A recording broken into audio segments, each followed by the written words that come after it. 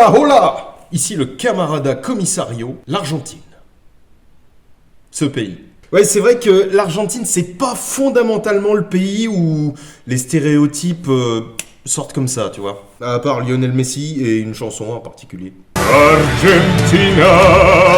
Ceci étant, point ne faut tomber dans la facilité, c'est pas un énième pays du tiers-monde avec juste des perroquets et des lamas. Déjà, il y a plus de vigognes que de lamas, et en plus, le lama, c'est un enculé.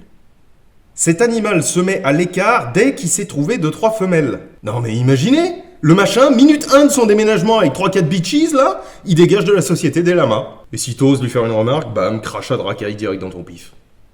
Quel animal de merde, vraiment. Bon, bref. L'Argentine, déjà, c'est un pays stylé parce que la Mésopotamie est en Argentine. Si. Va regarder si tu me crois pas. Et ensuite, parce que de 1850 à 1920 environ, l'Argentine, c'est la 7e puissance mondiale. C'est qui la 7e puissance mondiale déjà aujourd'hui? Ah ouais.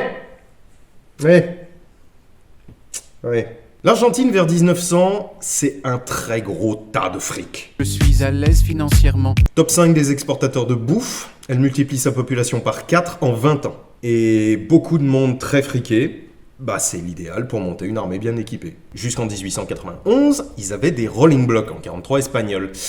Et à cette date, ils sont tellement friqués que... Devinez ce qu'ils vont prendre? Devinez. Allez, devinez. Bah oui, des Mauser, évidemment. Quand on pèse, quand on est à l'aise financièrement, on prend de la Deutsche Qualität. Alors, l'avantage aujourd'hui, c'est que ça va être simple. Il n'y a pas 92 000 modèles chez les Argentins, il y en a 2. Pas 3, pas 4, pas 5, 2 et Pozzog. Le modèle 1891, donc les Argentins sont parmi les premiers à se doter de Mauser à poudre sans fumée et petit calibre. Ils suivent évidemment l'exemple des Turcs et des Belges avant eux. Comme je vous l'avais dit dans l'épisode sur les Mauser turcs, qui décidément devient une référence sur cette chaîne tellement j'en parle, Mauser est en mode apnée sous-marine activée, à cause du contrat turc. Et donc, c'est l'inévitable Loewe à Berlin, puis DWM, qui va s'occuper du premier contrat. 80 000 fusils et 30 000 carabines quand même. Le 91 argentin est très proche du 90 turc. À 2 petites différences près. La première, c'est un garde-main un peu plus long. Ça, c'est tout bébête. Et puis, la seconde, c'est qu'on s'est rendu compte que sur les 90 turcs, comme sur les Belges d'ailleurs, il y avait un méchant défaut, c'est le chargeur qui tombe tout seul, à cause d'un système de fixation un peu léger. Et donc, sur les Argentins, on règle le problème avec un énorme verrou rotatif à l'avant. Là, il n'y a plus trop de risques. Alors, c'est vrai que quand on parle de Mauser, pour le grand public tireur, on va dire, c'est la culasse du Gewehr 98, le fameux brevet de 1895, n'est-ce pas? Avec son énorme extracteur rotatif, c'est-à-dire qu'il peut tourner indépendamment de la culasse. Et sur le 91, on n'en est pas encore là. 91, 98, il y a 7 ans de différence. Et donc, il n'est pas encore inventé ce gros extracteur.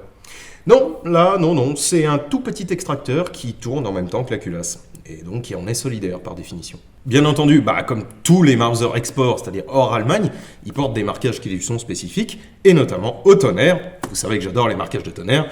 Eh bien, les armes de l'Argentine, 2 mains enserrées, surmontées d'un bonnet phrygien, surmontées d'un soleil. Et ce blason m'amène à une anecdote personnelle et parfaitement ridicule, qui n'a strictement rien à voir avec les armes. J'ai très envie de vous la raconter parce que je sais pas pourquoi elle me fait rire, mon propre ridicule me fait marrer. Si vous ne voulez pas en profiter, ce que je comprendrai tout à fait parce que ça n'a rien à voir avec les armes, je vous laisse sauter au timecode qui s'affiche par là, et dans la barre de défilement, il y a le chapitrage, donc vous pouvez sauter directement. Oh mon Dieu, mais c'est une anecdote inutile!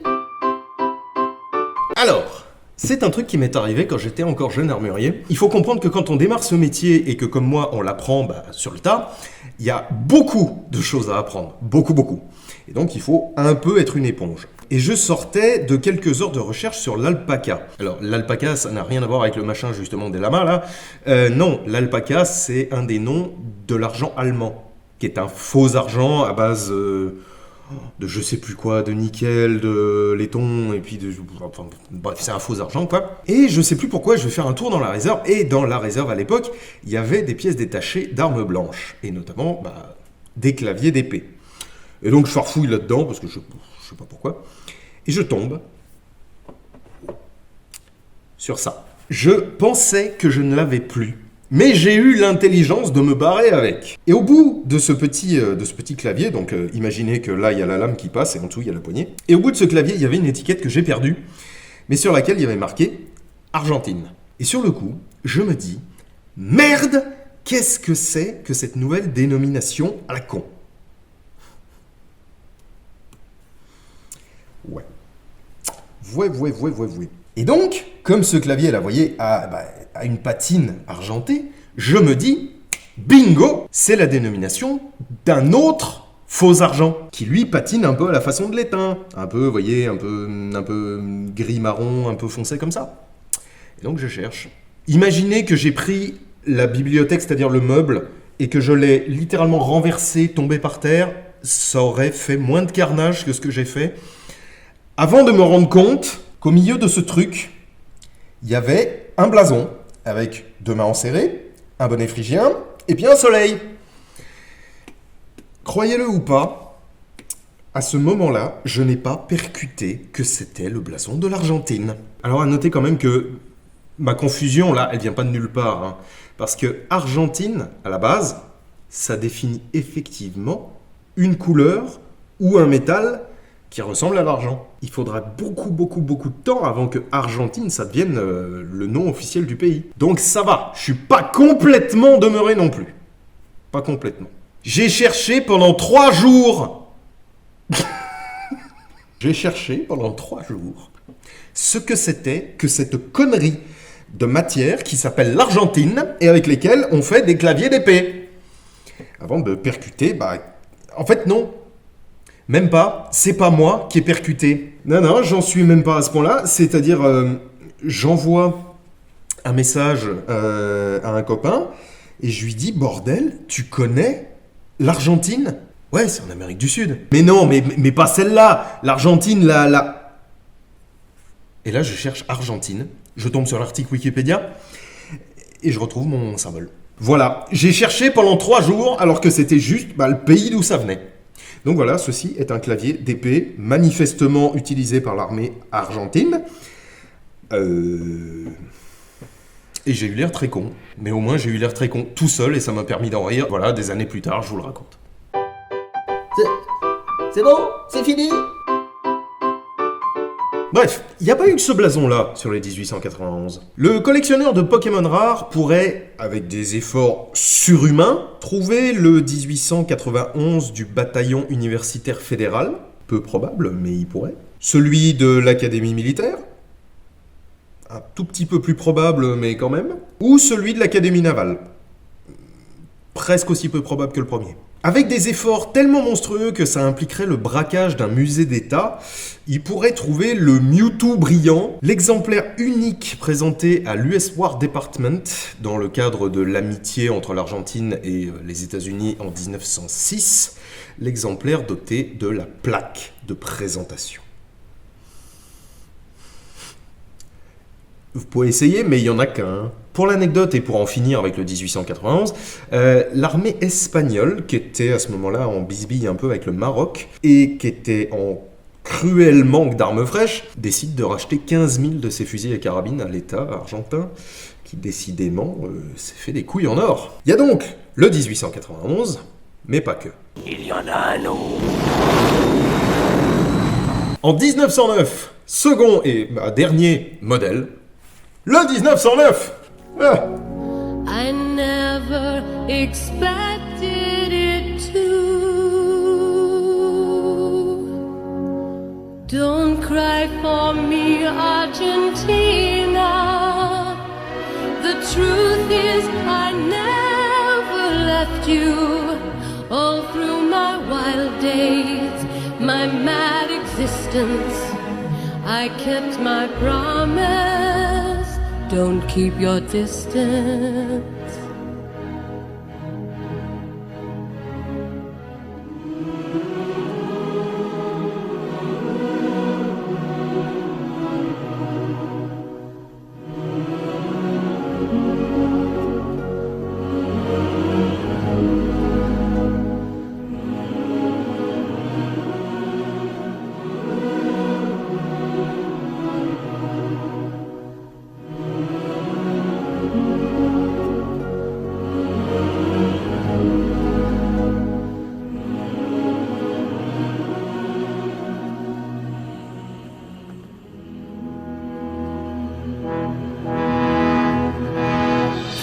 cry for me, Argentina.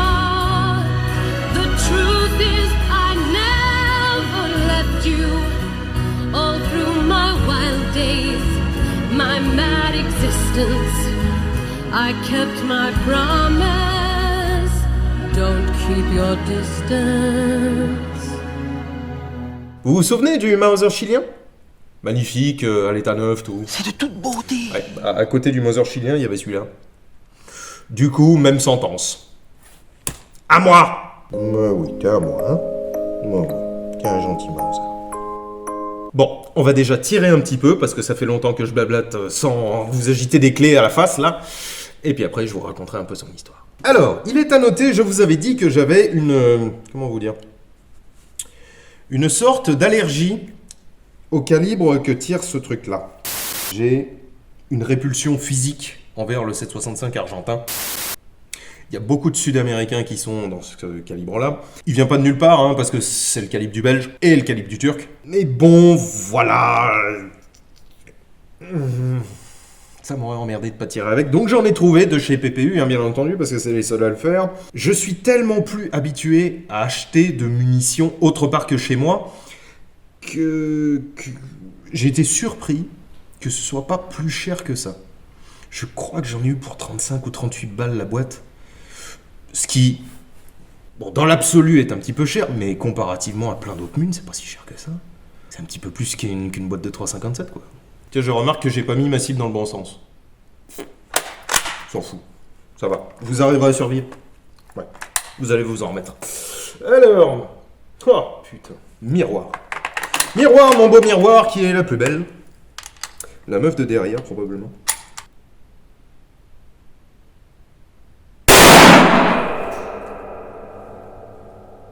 Oh, sa mère, ça... Ça envoie un peu, hein. Non, bah non. Aucune mauvaise surprise. Alors, c'est doux. Franchement, ça va. C'est doux, mais je m'attendais vraiment pas à ce genre de sensation. C'est-à-dire, c'est... Alors, ça fait un poids. Hein. Sérieusement, ça fait un poids. Je me souviens plus par... Je suis vraiment désolé, mais je me souviens plus par cœur combien il fait, ce machin. Sous-titre. Je m'attendais pas à une sensation comme ça. Attendez. Je vais refaire. Alors, vous m'en voudrez pas, mais il y aura pas beaucoup de coups. Parce que je n'ai que 2 boîtes et j'ai beaucoup de Mauser à vous faire dans ce calibre-là, donc il faut que je les économise un petit peu. Oh. C'est fluide, hein. Ah, c'est fluide, quand même. C'est fluide et c'est beau.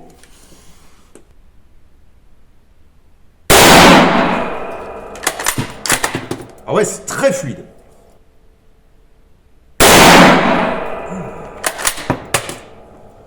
Ça fait... ça fait un petit peu 308, si vous voulez. Faut aussi dire que c'est très proche, quoi. Le 308, il fait 51, celui-là, il fait 53. Le 308, il fait 7,62, celui-là, il fait 7,65. Bon, c'est normal que ça se ressemble un minimum. Mais,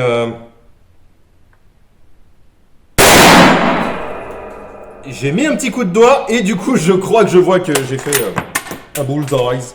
Un bullseye. Non, mais c'est surprenant. Alors ça kick vraiment pas, hein.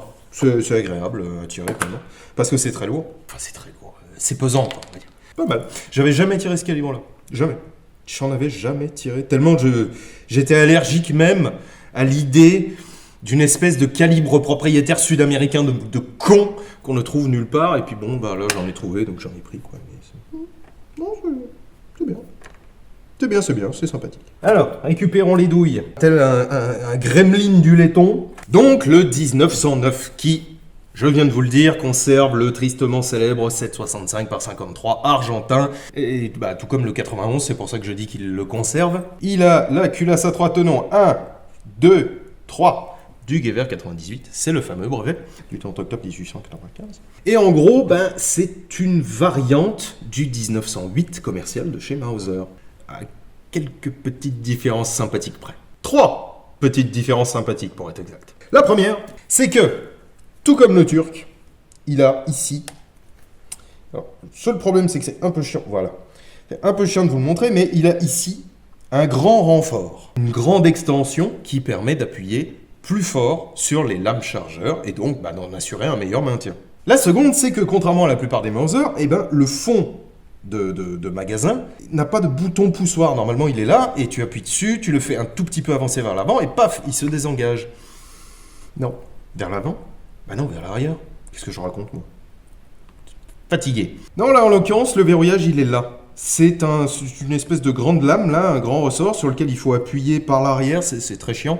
Ce qui fait que moi, j'arrive pas à le faire à la main. Je sais pas si c'était prévu pour à la base ou pas. Mais en l'occurrence, c'est ça qui verrouille la planchette de fond de magasin, qui est articulée à l'avant. Ce qui fait qu'elle peut se barrer, comment vous dire, et rester solidaire de l'arme. Ce qui est, c'est sympathique, mais j'aimerais bien pouvoir le faire à la main, parce que même pour décharger, c'est vrai que c'est sympa, puis pour le nettoyage, ce sera encore plus sympa.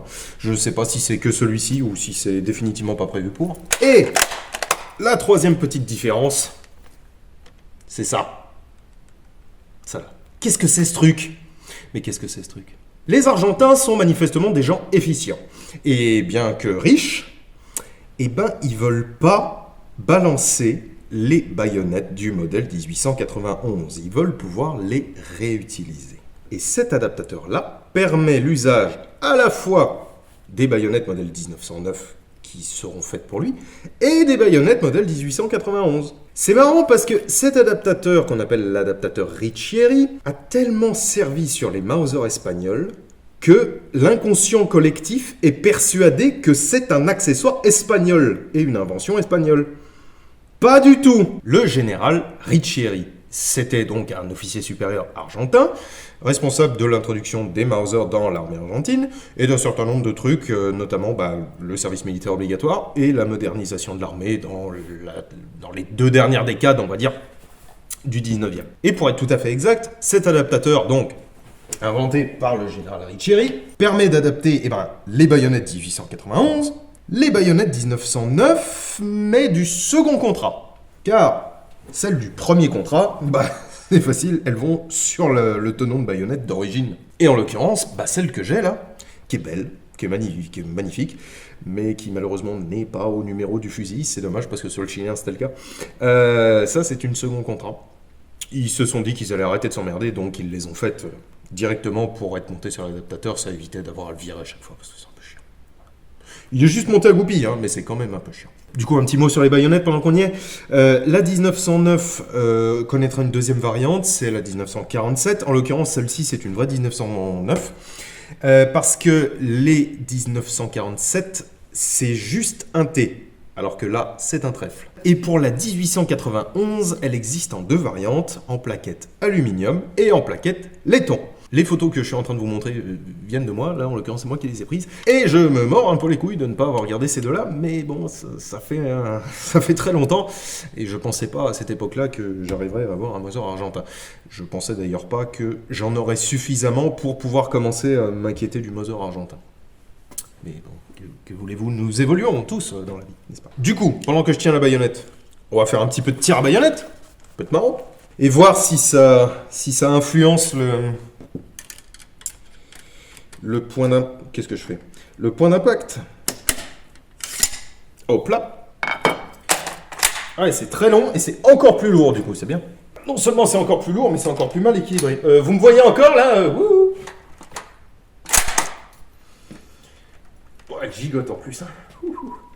Oh, qu'est-ce que c'est lourd. Oh. Waouh. Ah ouais. Attendez, je confirme.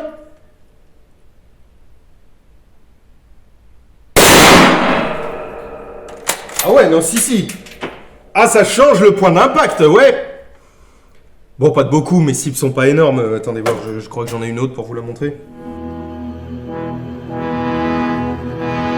Don't cry for me, Argentina. The truth is I never left you. All through my wild days, my mad existence. Voilà, c'est ça ma cible. Mais quand même. Ouais, non, si. Ouais, non, si, il y a quand même bien 10 cm de différence en hauteur, là. Non, peut-être pas. Si. Oh, si, peut-être. Enfin bon, il y a une différence. C'est typique. Quand vous montez une baïo sur une arme, en général, ça change son point d'impact. L'exemple le plus connu, c'est le Mosin Nagant, j'en avais déjà parlé. Allez, sors de là, toi, maintenant. Pour la petite anecdote, celle-là est de Weiersberg Kirschbaum à Solingen. Modello Argentino 1909. C'est chouette. Et je ne vais pas te remettre dans ton four, il faut que je tuile d'abord, que je te nettoie. Alors, en dehors du fusil modèle 1909, on a aussi eu la carabine modèle 1909. C'est à peu près la même, sauf que plus courte, évidemment, avec une crosse anglaise, c'est-à-dire sans la poignée pistolet. Comme la 94 suédoise, elle a un gros embouchoir avec 2 grosses oreilles bien massives. Et comme la 94 suédoise, d'ailleurs, elle sera bien plus tard, et dans des proportions nettement plus faibles, dotée d'un tenon de baïonnette dessous. Alors après la Première Guerre mondiale, l'Argentine décide de se doter d'une industrie d'armement à elle, pour éviter d'avoir à subir une rupture d'approvisionnement à chaque fois que l'Allemagne va elle-même subir un blocus. Déjà à l'époque, on se doute que ça va arriver encore pas mal de fois. Ainsi est donc créée la FMAP. Et donc, en plus des Mauser argentins marqués de l'EUV et de la DWM, on aura des Mauser argentins qui seront marqué conjointement de la Fábrica Militar de Armas Portátiles et de la Dirección General de Fabricaciones Militar. Direction Générale de Fabrication Militaire. Désolé. Vous moquez pas, ma maman elle dit que je suis spécial. Le 1891 et le 1909 seront donc les 2 seuls modèles de Mauser argentin, jusqu'à leur remplacement par un FAL, en gros, de fabrication locale. Mais le 1909 aura quand même 2 petites variantes, en plus de la carabine de cavalerie dont on a parlé, une carabine de troupes de montagne, jamais vue, et une variante de tireur d'élite, jamais vue non plus à part dans les bouquins. Donc pour les marquages, vite fait, on a vu le blason argentin, il en existera 2 types un petit peu différents, c'est comme le brésilien. Et les poinçons de contrôle, c'est typiquement des symboles argentins. Là, ils se sont pas cassés la nanette. En l'occurrence, le mien, il a le bonnet phrygien partout, mais on retrouve aussi les 2 mains enserrées et le soleil. Et en l'occurrence, moi, j'ai des vis qui ont le soleil. Ainsi, il y a aussi la crosse. Alors là, je suppose que vous le voyez très mal parce qu'il n'est pas bien visible, mais là, il y a le blason argentin encore sur la crosse. Allez, retirons encore un petit peu. Et après, voilà. On va essayer un petit peu de tir rapide, tiens. On va essayer de s'en mettre 3. 1, 2, 3. Aucune idée. On va se mettre en sûreté. Et allons-y. Tagada, tagada, tagada. Une cible sauvage est apparue.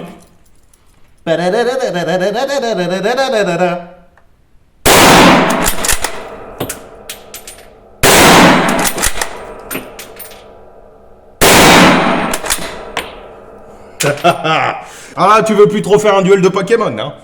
Là, c'est bon. Là. Je peux faire retirer ton Pikachu en lui mettant directement une branche dans le fion. Bon, ça tombe bien, j'ai une baïonnette.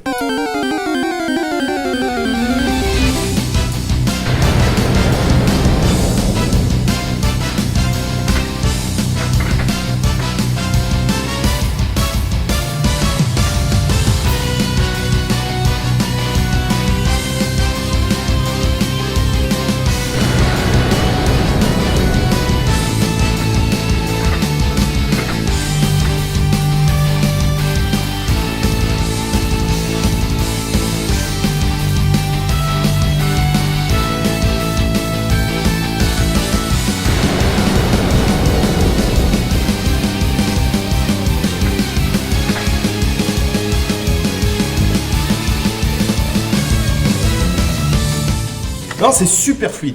Vraiment, c'est super fluide. Ça ne m'étonne pas trop, sachant que les Mauser sud-américains, qui étaient quand même de gros clients, étaient redoutablement bien faits. Et en l'occurrence, celui-là ne fait pas exception à la règle, il est bien fait. Non, vraiment, super sympa. Et comme il est quasi à l'état neuf, ça fait plaisir. Ça fait plaisir, d'ailleurs, tiens, je regarde la baguette. Hop là, ouvrons la culasse, comme ça, nous sommes sûrs. Je regarde la baguette, et c'est vrai que je ne vous parle pas si souvent que ça des baguettes. En l'occurrence, celle-ci, c'est une baguette complète. Ce qui veut donc dire que le soldat seul peut s'occuper de son nettoyage. Et surtout, vous voyez la tête de baguette, là? Elle peut rentrer dans le canon. C'est vraiment pas le cas de tous les Mauser. Et c'est vrai qu'une chose que j'avais oublié de vous dire, par exemple, concernant les Mauser suédois, mais je me demande si je vais pas refaire un épisode sur les Mauser suédois. Bon, ça arrivera peut-être. C'est que il y a certains Mauser, la tête n'est pas censée rentrer dans le canon. Ça n'est qu'une espèce de poignée. En fait, de l'autre côté, il y a un écouvillon qui est censé se visser. Mais la tête, elle est pas faite pour rentrer. Et c'est marrant parce que j'ai l'impression que personne ne le sait. Chaque fois que je vois un Mauser suédois, il y en a un qui me fait la remarque. Alors avant de nous quitter, parlons un petit peu des accessoires, vite fait quand même, parce que nous aimons les accessoires ici. Les couvre-bouches. J'ai jamais vu ceux du 1891. Je sais même pas s'ils en ont eu. En revanche, le 1909, il en a eu 2. Celui de la carabine qui est dans l'espèce de nez de cochon là, et celui du 1909 que je n'ai pas, mais j'en trouverai peut-être bien un jour. Ça ressemble énormément à tous les autres couvre-bouches de tous les autres Mauser de cette époque-là. La cartouchière, qui est une des plus mignonnes que j'ai jamais vues. Elle est trop mignonne cette cartouchière, j'adore. Déjà, elle est petite, elle est vraiment au format de 2 lames chargeurs, et puis surtout, elle a cette espèce de système de fermeture très enveloppant, qui est super rigolo, moi je trouve. Les lames chargeurs, comme je disais, tiens, hop là, hop. Les lames chargeurs, ce sont littéralement les mêmes que les allemandes, sauf qu'elles sont fabriquées par la DWM et donc poinçonnées de la DWM. Et vous remarquerez, il y a 2 passants de boutons là, de fermeture. Probablement, ça c'est quand il n'y en a qu'une ou qu'elle est vide, et ça c'est quand il y a les 2 lames et que c'est un peu plus épais. Je suppose, j'en sais rien, mais je suppose. Je vois pas de tampon ou de poinçon, rien que de... Le porte-fourreau de la baïonnette et la bretelle de l'arme ont été en cuir fauve au début, et ensuite en gros cuir vert bouteille, bien dégueulasse, comme celle-là. Ça, je sais pas pourquoi, mais il y a plusieurs armées sud-américaines qui en ont eu. Le colombien, c'est la même. Sans rire. Alors, c'est de super qualité, parce que c'est énorme. Putain, la lanière, mais elle est gigantesque, quoi. Elle est super épaisse, mais enfin, c'est dégueulasse. Vert comme ça, mais c'est immonde. Je sais pas pourquoi ils ont fait ça, mais enfin bon, bref. Voilà, je l'ai, je suis content. Et enfin, on a eu les housses de transport qui sont en toile épaisse, renforcée de cuir. Ça, j'en ai jamais vu. Franchement, sur le marché, j'en ai jamais vu. Tu vois énormément les web anglo-saxonnes, mais celle-là, pas moyen. Je pense qu'elles n'ont pas beaucoup quitté le continent sud-américain. Tiens, à noter un truc.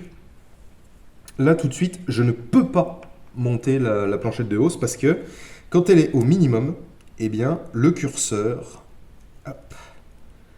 s'engage dans ce petit crochet que vous voyez peut-être là au bout de mon doigt pour éviter que la hausse ne saute et que le curseur éventuellement se dérègle à chaque coup. Et ben voilà, écoutez, je ne pensais pas de ma vie avoir un Mauser argentin. Déjà que je pensais pas fondamentalement avoir des Mauser sud-américains parce qu'au départ, je m'en foutais. Mais bon, que voulez-vous, l'occasion faisant le larron, ça m'a fait plaisir et j'espère à vous aussi.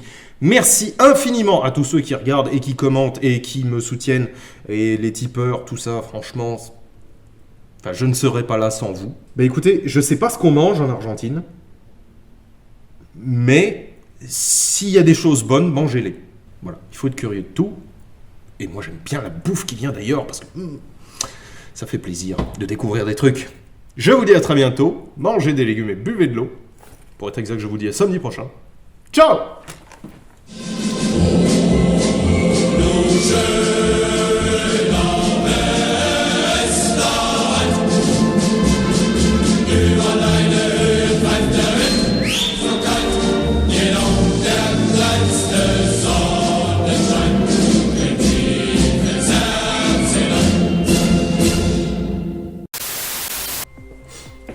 Hola hola. Ça faisait très salut nazi ça. On va recommencer. Hola hola. Ici le camarada commissario. On va te faire foutre. Hola hola. Ici le camarada commissario. Putain. J'ai une chaussure qui fait flip. Il est peut-être temps que j'en change. Jusqu'en 1891, ils avaient des Mauser. Mais non, connard, ils avaient pas de Mauser. Oh, ça va être dur.